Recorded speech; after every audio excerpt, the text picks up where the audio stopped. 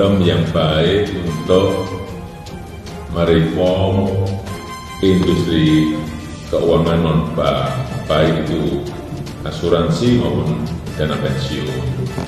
Baik itu dari sisi pengaturan, baik itu dari sisi pengawasan, baik itu dari sisi risk management, semuanya harus diperbaiki dan dibenahi. Tapi Bu, entah apa yang merasukimu.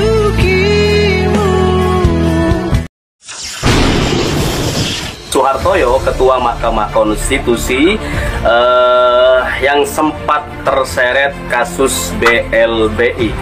Ini sebuah informasi yang mengejutkan publik karena ternyata beredar kabar ya bahwa Ketua Mahkamah Konstitusi yang baru saja telah menetapkan penolakan terhadap gugatan PHPU Pilpres 2024 ternyata dikabarkan pernah terseret kasus BLBI.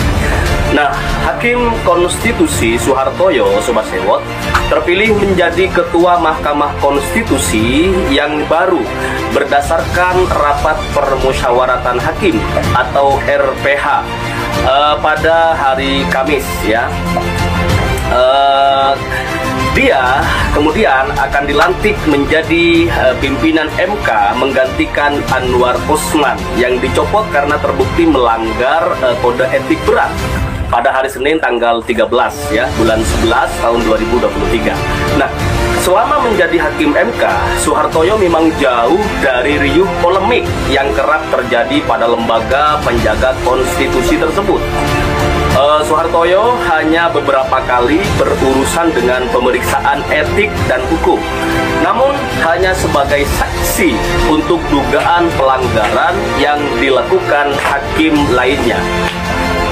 Sobat Sewot, Soehartojo ya, pria kelahiran Sleman, justru diterpa isu keras pada saat dirinya lolos seleksi calon hakim Mahkamah Konstitusi di Mahkamah Agung pada akhir tahun 2014 ya. Pada saat itu Komisi Yudisial dan Komisi Pemberantasan Korupsi sempat menduga Soehartojo menerima gratifikasi dari mantan terpidana khusus korupsi BLBI yakni Sugiono Timan.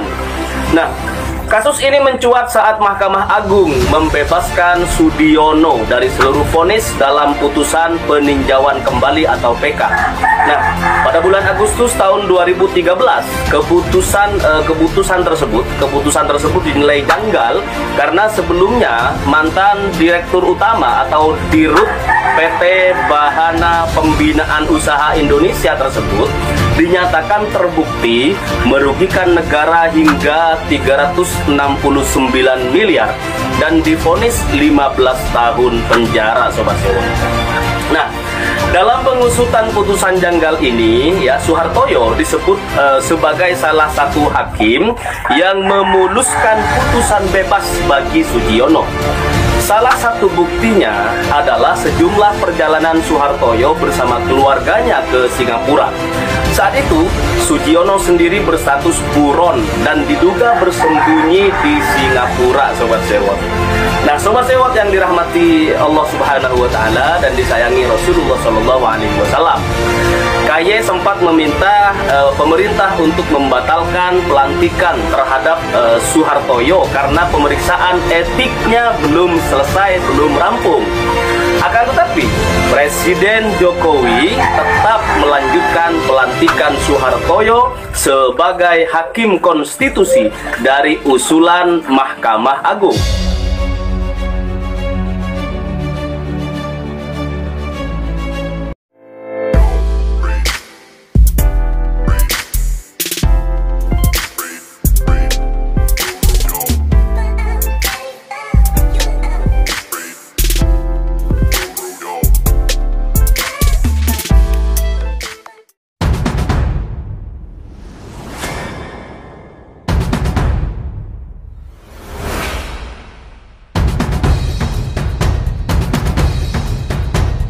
Kemudian untuk BPU itu dulu ada kelupaan, Pak, yang sekarang kirim surat ke Komisi 6 dan terus saja kalau suratnya belum dijawab nanti kirim lagi gitu kan. Per tahun ini kumpulan pensiun Jiwasraya, itu penanganannya seperti apa? Katanya tahun ini habis anggaran untuk dana pensiunnya. Dulu saya sama Pak Tiko tuh belum sempat kebahas itu. Ini seperti apa? Kalau saya tetap optimis di BPUI, kita waktu itu kan harus punya industri asuransi yang terbesar di Asia dan Asia Tenggara, karena jumlah potensi penduduk kita yang 270 dengan berbagai aktivitas yang ada, maka pemberian 20 triliun saat itu dengan strategi pasar termasuk menggunakan sinergi BUMN itu seperti apa, kan tidak hanya jiwa tapi juga keris waktu itu. Nah, kalau tahun 2030 terlalu lama, saya kira kita bisa lebih maju, maka strategi bisnis pemasaran, bisnis plan-nya yang seperti apa, sejauh mana BU ini mampu lebih bisa perancangan bisnis ke depan, dan saya kira memanfaatkan untuk menstabilitaskan sisi keuangannya dengan menggunakan sinergi BUMN ini kan perlu dioptimalkan. Mana sih yang tidak diinsuransikan? Dari urusan pupuk sampai kirim beras dari Bulog sampai urusan pelayaran pengapalan oil sampai batu bara, ini kan semua juga dilakukan oleh kawan-kawan BUMN. Saya kira itu perlu dibicarakan supaya kita punya strategi, mimpi kita punya bisnis asuransi yang terbesar di Asia dan Asia Tenggara. Itu salah satu argumen kenapa waktu itu persetujuan 2T ini kita setujui. Tapi harus lebih punya satu perancangan yang lebih cepat, Pak. Restrukturisasi adalah merugikan. Pemerintah pasti akan memberikan solusi. Klaim asuransi itu harus diselesaikan paling lambat 30 hari kerja. Harus selesai. Ini aturan. Tapi pertanyaannya, dengan adanya pembayaran cicilan, dengan adanya potongan, ini aturan dari mana? Aduh, ruwet. Aturan dari mana? Saya tanya, aturan dari mana? Mana? Kalau memang ada aturannya, ayo kita debat di publik. Seperti itu kira-kira. Pak Menteri pun oke, kita debat di publik, mari. Diskusi di publik. Tapi tolong, saya juga harus dijaga keselamatannya. Karena ini ancaman juga buat saya. Saya akan bongkar ini. Kira-kira seperti itu. Dan korban teman-teman saya itu ada 10.000 pekerja agen menganggur karena dampak daripada implementasi program restrukturisasi yang membunuh Jiwasraya, membunuh pekerja, membunuh konsumen. Pertanyaannya kepada negara, bagaimana security sosial terhadap industri asuransi yang mereka sudah gelontorkan 20 triliun sebagai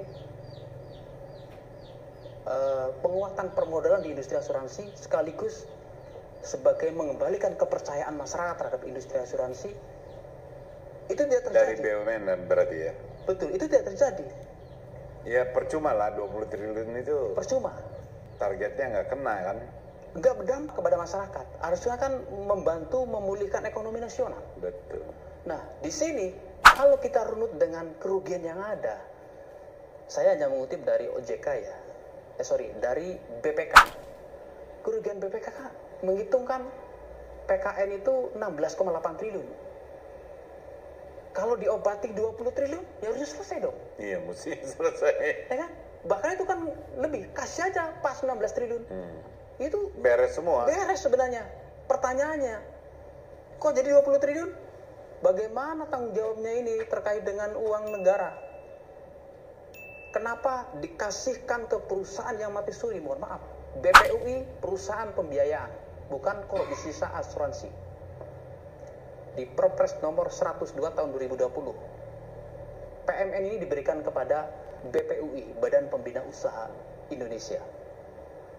Dan itu 2007-2002 itu banyak catatan BPK di sana kaitannya dengan skandal.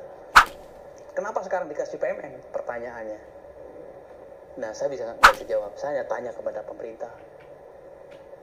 Kenapa kajiannya itu pemberian PMN kok dibelokkan ke BPUI yang bukan core bisnis industri asuransi? Lalu BPUI mendirikan anak usaha namanya asuransi IFG Life.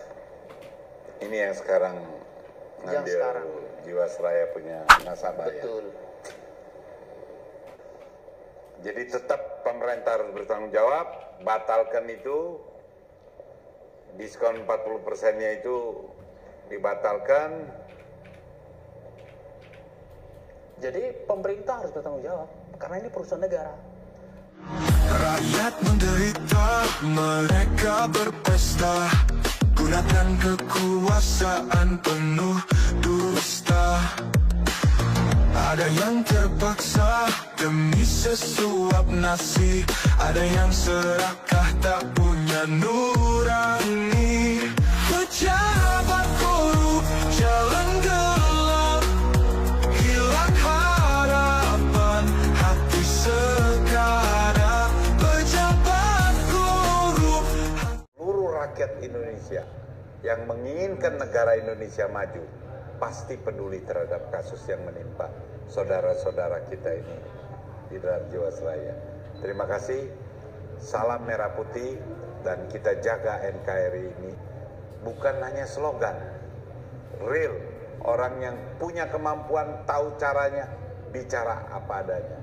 Kita dorong Presiden dan para menteri bekerjalah untuk rakyat.